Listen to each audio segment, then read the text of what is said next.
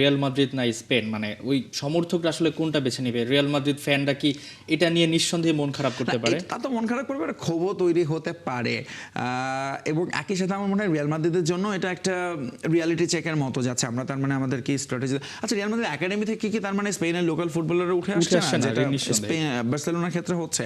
সেই বিষয়গুলো আমার মনে হয় রিয়াল মাদ্রিদের জন্য একটা রিয়ালিটি চেক থাকবে, যে তাদেরও প্লেয়ার পিকিং এ যেমন সবসময় রিয়াল মাদ্রিদ যেটা করে বিশ্ব ফুটবলে সেরা তারকাদেরই নিয়ে আসে তাদের ইয়েতে, কিন্তু সেখানে সবসময় স্পেনেরও ওই রিপ্রেজেন্টেশনটা থাকতো, যেখানে ন্যাশনাল টিমকে রিপ্রেজেন্ট করে তাদের কি প্লেয়াররা দিনের পর দিন বছরের পর বছর। ধরুন সার্জিও রামোস আর স্পেন তো একেবারে এরকম অসংখ্য ফুটবলারের নাম বলা যায়, কিন্তু স্পেনের এখন এসে রিয়াল মাদ্রিদের এই অবস্থা তার মানে হচ্ছে যে তারা ঠিক পথে আছে কিনা সেটাও হয়তো তারা ভাবতে চাইবে।